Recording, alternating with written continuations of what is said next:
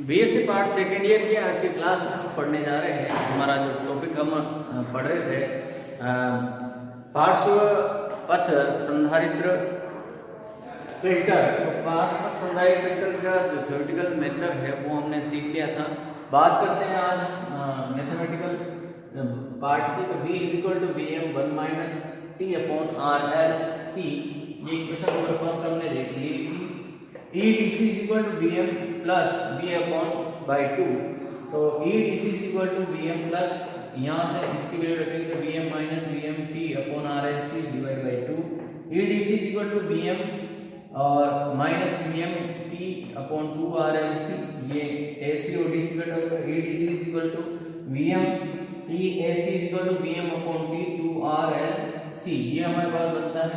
तो हम लेते हैं संधारित्र पर उत्पन्न जो AC वोल्टता का RMS मान है, वो RMS मान Vm upon t upon 2 RLC ऐसा रहता है, और 1/√3 यहाँ इसका RMS वैल्यू में ऐड होता है। तो ये इसकी RMS वैल्यू हो गई। अब हम बात करेंगे उर्मी का गुणांक की। तो उर्मी का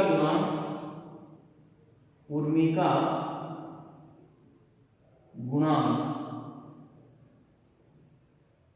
small r = E dash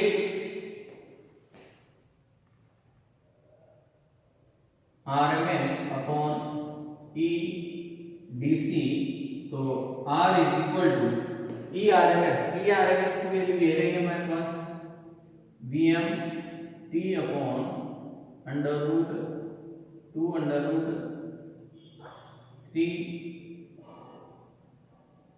RLC divide by, इसको डिवाइड करेंगे हम EDC से। तो EDC की वैल्यू हमारे पास कितनी है, EDC = हमारे पास है Vm, तो 1/Vm। तो Vm से Vm यहाँ कैंसिल होगा। R = t अपॉन 2√3 RLC के रूप में हमारे पास ये पद यहाँ बनता है। तो ये इक्वेशन नंबर हमारे पास इक्वेशन नंबर 6, ये हमारे पास इक्वेशन नंबर 6 रहेगी। अब बात करते हैं हाफ वेव रेक्टिफायर के लिए। Number 1 for half wave rectifier. Half wave rectifier के लिए हम चर्चा करें तो हाफ वेव रेक्टिफायर के लिए जो उर्मी का गुणांक होगा R = t अपॉन 2√3 RLC के रूप में। तो जो यहाँ t की वैल्यू है, जो हाफ वेव रेक्टिफायर के लिए जो t का जो मान होगा वो होगा 1/f के रूप में। तो हाफ वेव के लिए जो t = 1/f, और f यहाँ जो हम निविष्ट जो प्रत्यावर्ती धारा है उसकी आवृत्ति होती है f। तो यहाँ हमारे पास जो इसकी वैल्यू बनेगी R = 1/2√3 RLCf। तो R = हमारे पास जब इसको कैलकुलेट करते हैं 1/2√3 को, तो 2.0288 अपॉन f RL/C के रूप में जो है उर्मी का गुणांक हमें यहाँ फाइंड आउट होता है। ये फुल वेव के लिए उर्मी का गुणांक।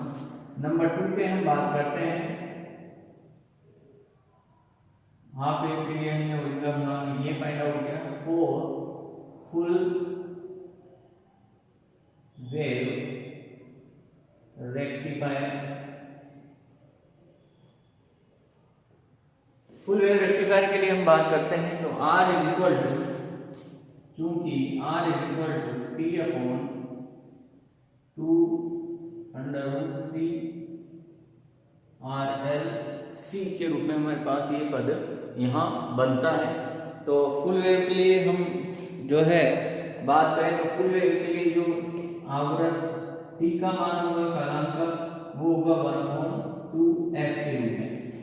f आवृत्ति होती है निविष्ट प्रत्यावर्ती वोल्टता की, तो T is equal to full wave के लिए 1/2f यहाँ पुट करेंगे, तो R इज इक्वल टू 1/4√3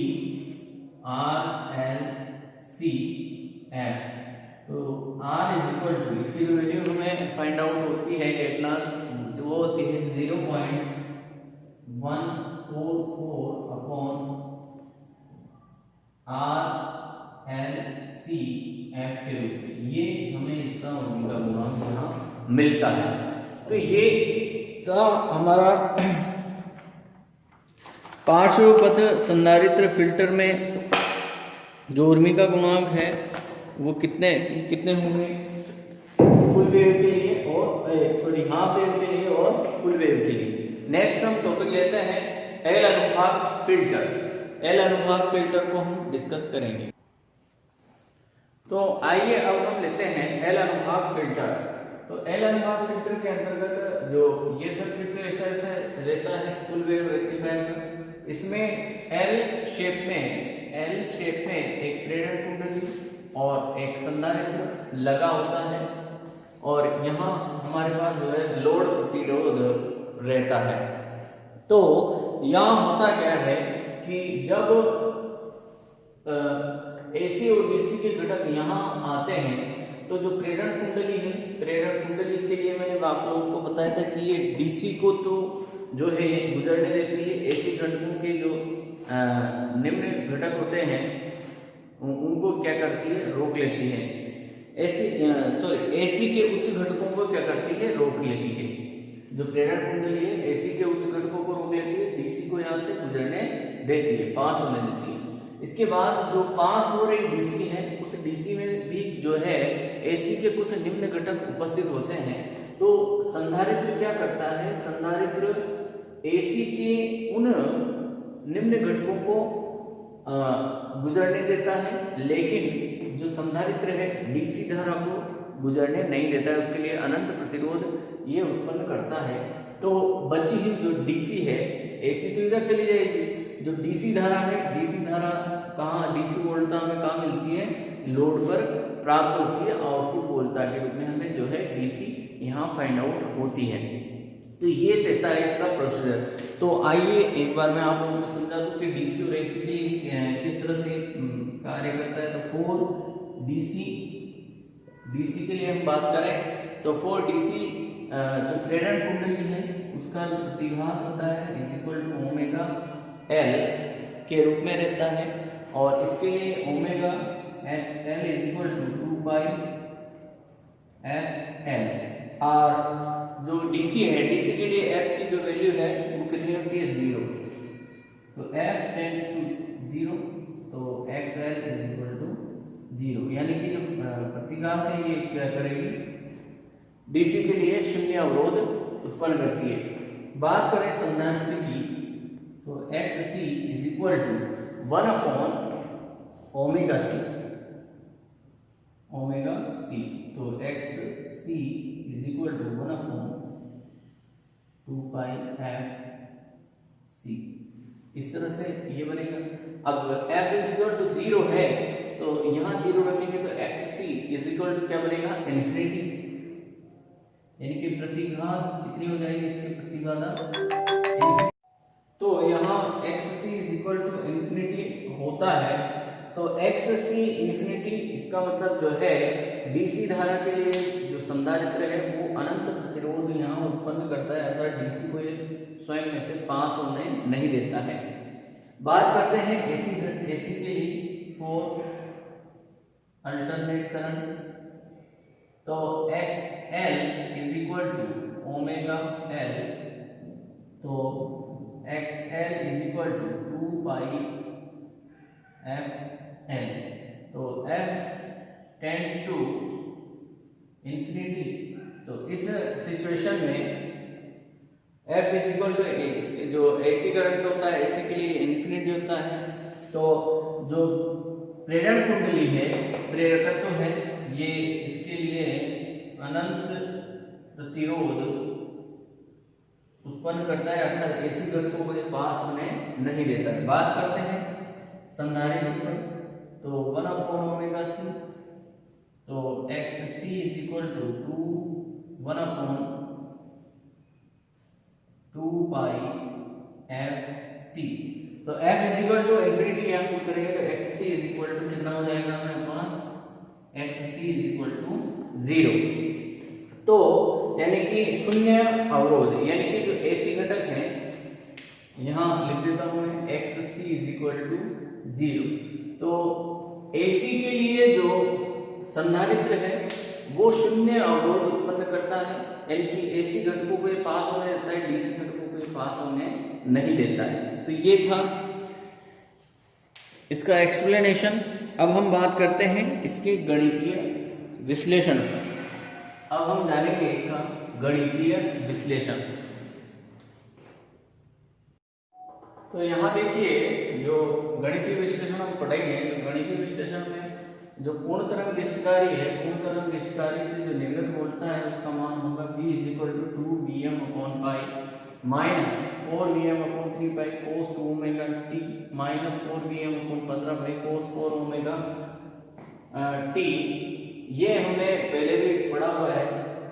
तो EDC की वैल्यू, ये DC घटक है तो 2Vm/पाई, ये क्वेश्चन नंबर 2। IRMS यानी कि AC घटक की बात करें तो AC अल्टरनेट करंट धारा की, तो IRMS dash is equal to 4Vm/3 pi into ये 1/√2/XL माइनस XC।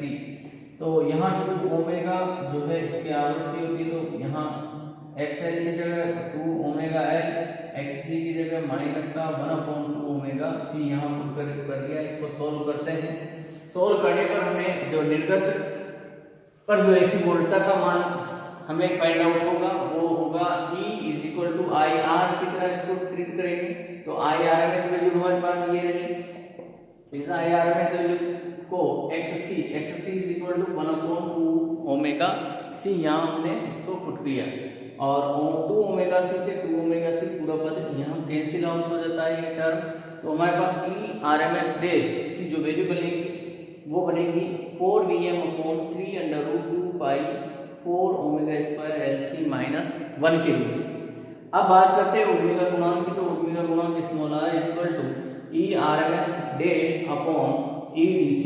तो यहाँ वैल्यू रख करके हम इसको सॉल्व करेंगे तो हमारे पास जो ओमेगा गुणांक है वो निकल करके आएगा r = 2/3√2 cos 4 ओमेगा² LC माइनस 1 के रूप में। ये हमारे पास जो है उर्मिका गुणांक की वैल्यू आती है। अब हम बात करेंगे उर्मिका गुणांक पर। तो पूर्ण तरंग इष्टकारी और अर्ध तरंग इष्टकारी के लिए तो यहाँ सबसे पहले देखिए जो 4 ओमेगा² LC है इसकी वैल्यू 1 की तुलना में बहुत अधिक होती है। 4 ओमेगा² LC is very greater than 1। तो यहाँ 1 को जो है हम नगण्य कर सकते हैं। तो हमारे पास R = 2/3×12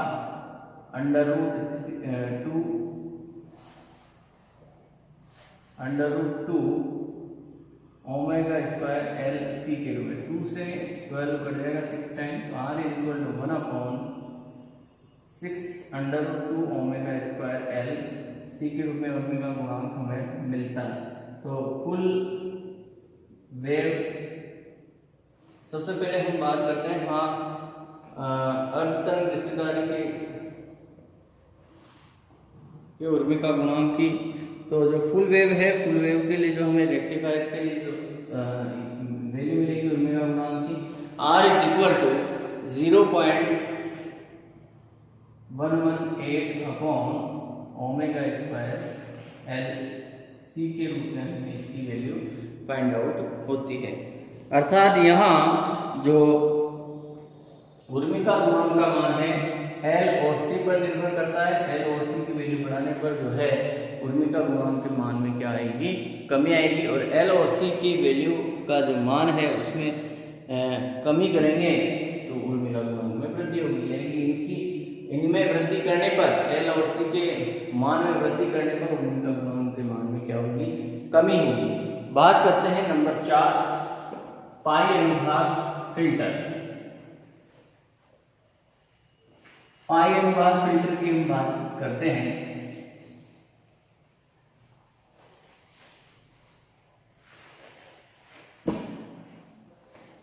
नंबर 4 पाई अनुभाग फिल्टर। तो पाई अनुभाग फिल्टर में क्या होता है, एल और सी यानी कि प्रेरक तत्व और संधारित्र पाई शेप में, पाई संरचना में जुड़े हुए होते हैं। तो आइए हम देखते हैं पाई अनुभाग फिल्टर।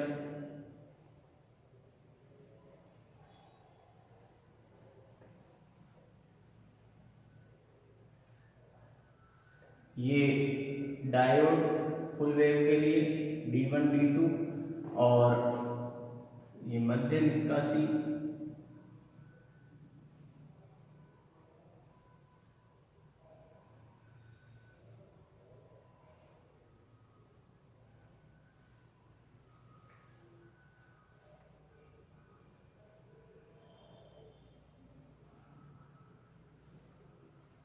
ये लोड प्रतिरोध, ये यहाँ भी आउटपुट आपको मिलेगा।